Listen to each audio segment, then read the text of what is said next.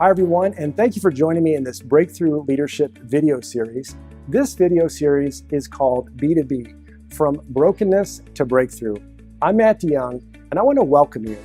If you're watching this video right now and you're a Christian business leader, and you're battling for breakthrough in areas like your personal leadership, your organization, your team, or even just trying to achieve your vision, I want to assure you that you're in the right place. Because our goal is to help you unlock your purpose, live with passion, and become the leader that you are created to be. And in today's video, I'm going to be talking with Greg Yates about his story and also about his book called Broken, How Being Broken Unlocked the Greatest Success of My Life. I know his story can impact your leadership and can change your perspective about life. So welcome, Greg. Thank you. Now, there may be people that know who you are watching this video and some people who don't. I think it's important to just kind of give a context to why we're talking about leadership, what qualifies you, and we can talk also about some disqualifications that might be helpful. But I think it's important that they know that you've been in business over 30 years. You've owned well over 20 businesses, 14 at one time, which is a big job. You've provided thousands of jobs. You've trained thousands of people and worked with Fortune 500 companies. I know that you've been committed to giving to those in need. You've been on boards, charitable foundations. You've developed strategies just in about every vertical that you could imagine. Ultimately, though, we're not here necessarily just to talk about those things. We could talk about leadership and success and wealth generation that you've been able to be a part of. But we're here for a different reason. I know God began an extraordinary change in your life starting in 2011, and that's why we're here today. For those that don't know, we've already gone through a video we're calling The Mask. If they haven't watched that, you should watch that now in the previous video. In that last video, Greg, we talked about the mask, which is like this protective element we wear, this shell that we put on and hide our true selves. Why do people get stuck wearing this mask? Just to kind of give people a taste of that last video. People get stuck wearing the mask because the masks work. I mean, we gain a little bit of perceived success in those moments, Matt. And as a result, we're afraid not to use them. Right. We're afraid that of ourselves, we're possibly not enough. And in many ways, at least from my own experience, I like the way I look better with the mask. Right.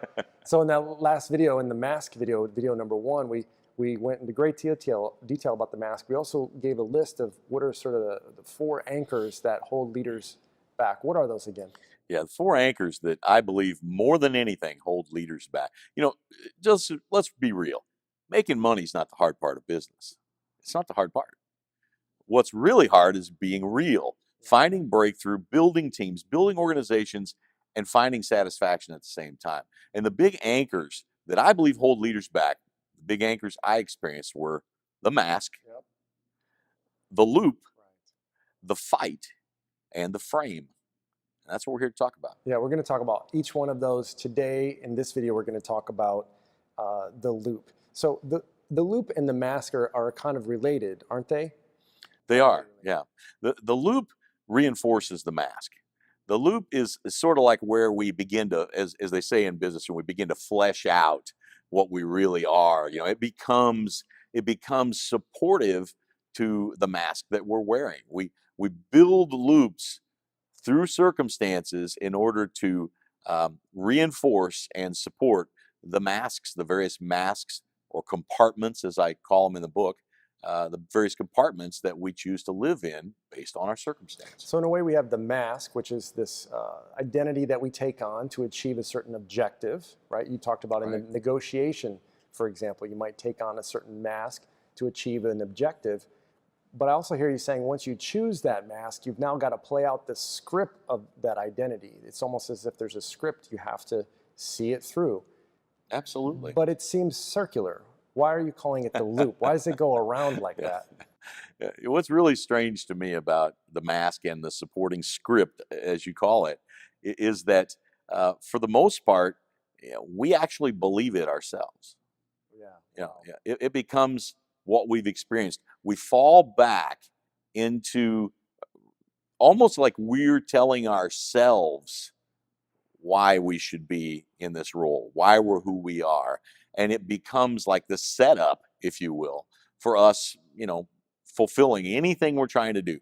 And these are things that we've found comfort in, that we believe have worked. And when I think about, the endless loops, I got to tell you a story if you don't Yeah, mind. It's a absolutely. crazy story, but as we know, especially if you've watched the video or you know anything about my story, is that I got to spend a little time in prison. Yeah. And if you want all the details of how that happened and what it was like, and the brutal truth of it all, and even the screaming of my heart during it, you got to read my book. The book. Yeah. It's all It's in there pretty in great raw. detail. And I Yeah. don't. It is pretty raw at times, but the visiting room experience, which I do write about in there. One day on the weekend, my daughter Lacey brought her son, my grandson Wyatt, to visit me, and we're in the visiting room. We have to realize that there's a very limited amount of things you can do in here, and they had a few worn out games for kids to play while they were there. Well, one of them was this game, Chutes and Ladders. Mm-hmm. Uh, I'd heard of the name of it before, but come on, I It's a never board had game. time. I Yeah. never had time to play games. I never had time to do these things. I was busy conquering the world. I had a different self-image, and so now I'm going to spend time with Wyatt in the visiting room. So we set up a game of Chutes and Ladders. I'm sitting there playing this game, and anybody who's never played it, you got to check this out. It's not like it's complicated, but the problem with it is you can be going along just fine, rolling the dice, moving along, and then what happens? You fall into one of those chutes and go right back where you were Right. before. And now what do you have to do? You have to find your way back up there all over again and try to miss those rotten chutes. And I sat there and looked at that board game and I thought, this looks familiar. This is a familiar Yeah. pattern Yeah. because the loops of our lives take us where we've already been. But in the case of an unclear self-image, an unclear purpose, an unclear definition for success, those loops are the only place we feel comfortable. They defend us, they support us, they become our identity, and they represent, from my perspective, the trap, the endless trap of repeating and repeating the things we've done before, as they say, expecting a different result. Right. But you can, if you're wearing a certain mask, it implies a certain loop, and you can only keep going around, and eventually you wear it out, don't you? You just I've heard you say, where you've been is where you can go. You can't go anywhere else. Yeah. So you would have to break the loop. The loop must be broken. Yeah. The loop is not necessarily a bad thing. I mean, our brains are constantly trying to figure out ways to make it easier for us to accomplish things. We don't drive to the grocery store. I've taken off to drive somewhere, and before I know it, my wife's telling me, turn here, turn here. I'm headed to the office. I'm not thinking about where I'm going. I'm just going. And that's what happens to the loops in our brain. We tend to find ourselves. Have you ever had that moment of awareness where you go, wait a minute, why am I back here? Yeah. I don't want to be here. I'm repeating some previous performance. I'm repeating some previous conversation or certain emotions that don't really belong in this situation, but they're back. They're here because I'm rehearsing and rehearsing again. I'm regurgitating that loop over and over again. Well, let's talk about some specific loops that people could identify with. One is hiring employees. You just got rid of an employee that didn't work out, and 6 months into a new employee, you find yourself repeating the exact same pattern. Another one that is all leaders, I think, have faced at one time or another, is working endless hours and almost wearing it as a badge to say, aren't I such a good leader that I'm working endless hours? Yeah. And there's other plates they're spinning that aren't working out. They're falling, they're crashing in other areas of their life. Why do we keep repeating that loop and almost wearing it as a badge? I went another time around the track. We do it because we believe that ultimately it's going to provide success or satisfaction. Mm-hmm. From my experience, now I was extreme on the spectrum, obviously, there's no question about that. But from my experience, there were certain loops that as I performed them, I would find moments of satisfaction, moments of value where I felt affirmed. And then I would go search for those moments all over again. Now, for me, the loop, in many cases, I'm sure there were many smaller loops, but the big loop for me in business was finding and making deals, finding and buying or starting businesses, because there was this sense of conquering. Yeah. There was this sense that would bring me to a point that I have value. I'm observing how other people, in those moments, how other people respond to me. And I continually wanted to duplicate that response. I wasn't in love with those businesses. Yeah. I was in love with the moments of satisfaction that I could find occasionally in that loop. And then I would just go continue to repeat that again and again, looking for something, but I hadn't even defined what it was I was looking for. So it was endless. It's powerful because I heard you say a really important thing, which is that you believed that you felt value when you would get done with that deal. And you and I have talked about how beliefs are such an important thing. So are you saying that when it comes to the mask, when it comes to the loop, that beliefs, awareness of what you believe on what's driving you around that loop to work endless hours or make another deal or hiring employees that don't work out, is that all rooted in sort of what you believe in? It's a dangerous question, Matt. Yeah, It's a is dangerous it? question. Tell me why. Well, for me, I believe so much what you just implied there, that I've changed my strategy for identifying my actions and my beliefs, because I've learned that certain beliefs that are occurring are only happening because, or certain actions that are occurring, behaviors, certain loops that are being generated are only occurring because there's hidden belief. And now I would refute those beliefs. I would say, well, no, Yeah. I've learned, I have this knowledge that's incorrect. I would never say that. Now I ask myself, here's my new strategy. Now I ask myself, here's my loop. If this is the loop, what must it be that I believe that allows me to stay in this loop? Yeah. Because there have to be beliefs behind that, things that I'm clinging to, even subconsciously, whether they're rooted in my childhood, whether they're rooted in pain or pleasure that I've experienced in the past. And I say, no, I got to go right back there. I have to go back there and I have to revisit this. I'm not doing it consciously, but I never imagined that I actually had the ability to question my subconscious beliefs, what I call my circumstantial beliefs. I write a great deal about that in the book. My circumstantial beliefs led to my brokenness because I didn't realize it.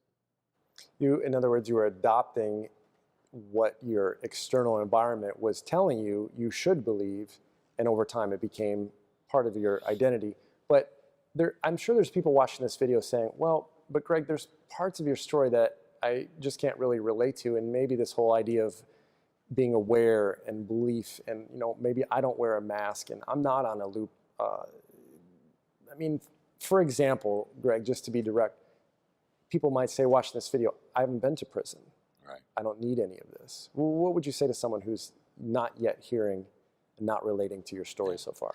The interesting part about being to prison and about the perspective is that it took me going to prison to realize that I was already in prison. Wow. I had this process where, by being literally set aside, by being taken out of the game, so to speak, that I had to realize that I'd been in prison for a long time. I'd been a prisoner. I'd been locked up, as they say. I'd been locked up a long time. I was locked into endless loops. I was locked into facades and to expectations that I believed were imperatives. They weren't optional. And I couldn't stop the spinning plates if I wanted to. If I did, there was going to be disaster, in my opinion. Yeah. And so, yeah, that's all I can really say. If you think you can't relate, it's because you haven't related. It's because you haven't asked the questions, haven't learned how to supersede brokenness by the power that God's given you to identify it. And I believe that that's part of what the purpose for this book and for the strategy of breakthrough is all about. It's about helping people to identify what's occurring in their lives before they have that unexpected revelation or clarity. Yeah. Well, maybe two things that you've mentioned, and you mentioned in your book, loops, so to speak, that people could relate to is one is needing validation from other people. Oh my. The feeling of being valid and valuable, that's a loop. The second is outcomes. And come on. I mean, in business and in leadership, that's all there is talking about outcomes and validation. So how do you think those end up being loops that can really get us in trouble? Yeah, and before we even go too much further on that, I want to point out that I think there are some powerful loops that we need. Right. That's a whole nother discussion. That's a whole Maybe other that's on the discussion. breakthrough Yeah. side. But there are loops we need. The problem is that when loops are reinforcing false assumptions, false beliefs, when they're reinforcing masks that really aren't true, they're reinforcing segmented realities that we live in, where we can literally be one person in one environment. I remember to this day the story. My wife came around the corner. She's standing outside of the conference room when I'm leading a meeting, and it was heated. And when everybody left, she walked in the room and her eyes were huge. And she said, "I didn't even think that was you." And I immediately had already snapped into my role with her. I was like, "What do you mean? I don't understand what you're talking about. Yeah. I don't understand what you're talking about." "Well, you were so fierce." "Yeah, I just didn't think it was really you." It's just examples of how we live our lives. And I thought that was exactly appropriate. And it was perfectly compartmentalized, which is Perfectly. a whole nother discussion. But in winding up this video, we've talked about the mask, we've talked about the loop, and there's another anchor that we need to talk about in our next video, which is the fight. And I'm excited to talk about that. What is the fight? If you could just give us a little sample of that. The fight, oh my. The fight is one of the greatest, most exciting, most passionate things we live for as businessmen and entrepreneurs. We're born to fight. The problem is, are we charging up the right hill? Wow. Have we identified truly the battle that we were born to fight?